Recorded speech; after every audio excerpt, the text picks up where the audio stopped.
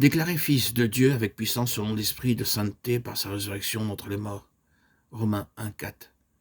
Il fut ressuscité d'entre les morts par l'esprit de sainteté, la puissance de la résurrection est en nous pour le même but. Comparez Éphésiens 1,14 et Éphésiens 2,1, lequel est un gage de notre héritage pour la rédemption de ce que Dieu s'est acquis, pour célébrer sa gloire. Vous étiez morts par vos offenses et par vos péchés.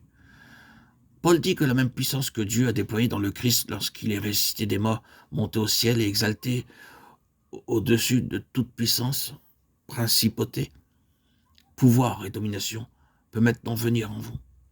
Notre Seigneur est ressuscité des morts par l'Esprit de sainteté et la même puissance peut venir en vous. Mais pour la recevoir, nous devons satisfaire un travail plus profond du Saint-Esprit. Alors que nous commençons à comprendre plus clairement et à prier par la foi, Seigneur, possède-moi entièrement par le Saint-Esprit. Je désire cette puissance de la résurrection pour tous mes besoins. Il œuvre en nous.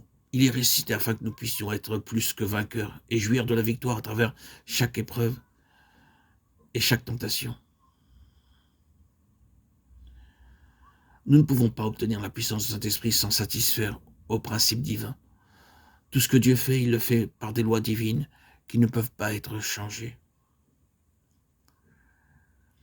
Le Seigneur nous a oints pour prêcher l'évangile aux pauvres, c'est-à-dire les pauvres en esprit.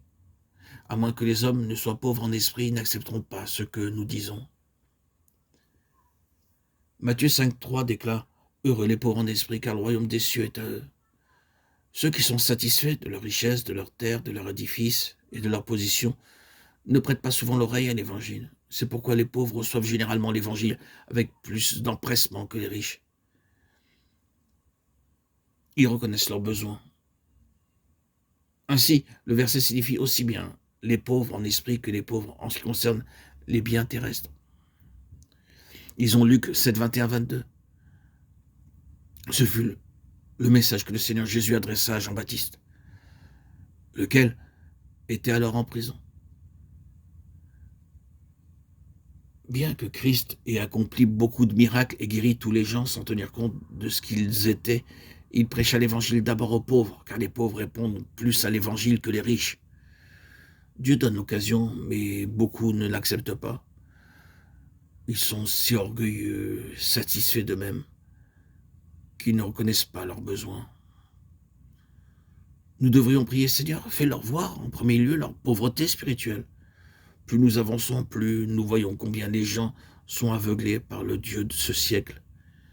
Ils ne comprennent pas, même les simples choses spirituelles. Si nous désirons qu'ils soient réceptifs à la parole de Dieu, nous devrions chercher à leur faire prendre connaissance de leur pauvreté spirituelle. Alors seulement ils réaliseront que l'Évangile répond à leurs besoins. Amen. Alléluia.